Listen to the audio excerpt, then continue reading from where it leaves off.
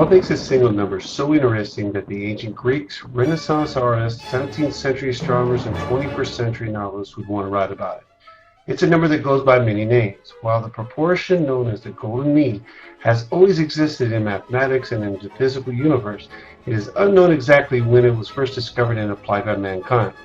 The golden number, 1.618, which is represented by the Greek letter phi, is known as the golden ratio, golden number, golden proportion, and the golden mean, just to name a few. The golden ratio can be found in the darkness of places. It can be found in music, nature, and architecture, just to name a few. Today, my colleagues and I will be giving you a brief description of this wonderful number.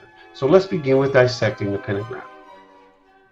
It was our old man Pythagoras that discovered the pentagram made of the golden ratio. The two shorter lines combined are exactly equal to the third. And this line shows the magic proportions of the famous golden section. The second and the third line exactly equal the fourth. And once again, we have the golden section.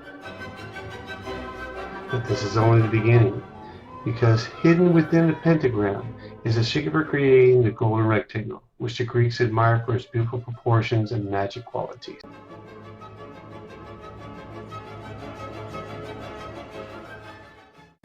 Do you kids like music?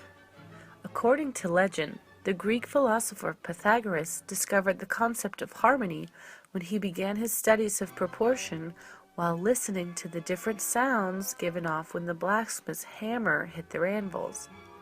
The weights of the hammers and the anvils gave off different sounds. From there, he moved on to the study of stringed instruments and the different sounds they produced. He started with a single string and produced a monochord in the ratio of 1:1, called the unison. By varying the string, he produced other chords. Pythagoras discovered a ratio of 2:1 produced notes an octave apart.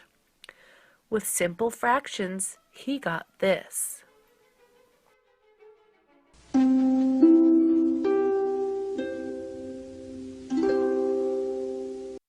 By using harmony in simple fractions, he created the musical scale that we still use today.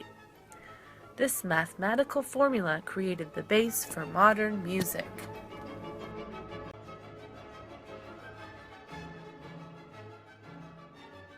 Luca Pacioli once said, "Without mathematics there is no art."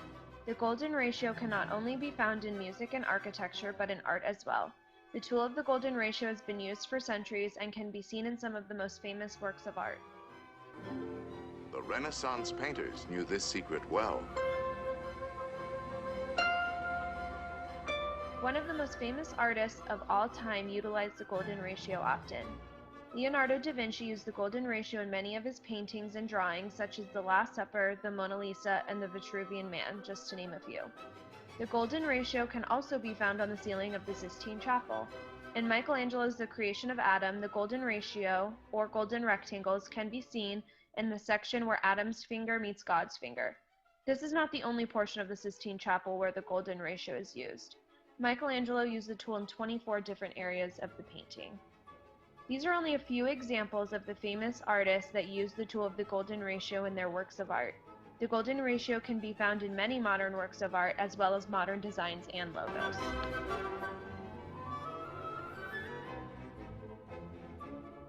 I had the privilege of visiting the famous Athenian Acropolis in Greece in 2015.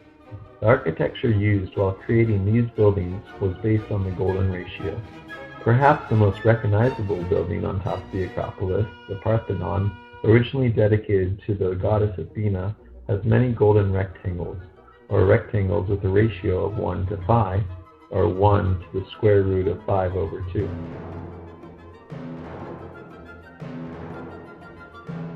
The Erechtheion, dedicated to both Athena and Poseidon, is another building still standing on the famous Athenian Acropolis, where you can find many golden rectangles of different sizes, but of the same proportion.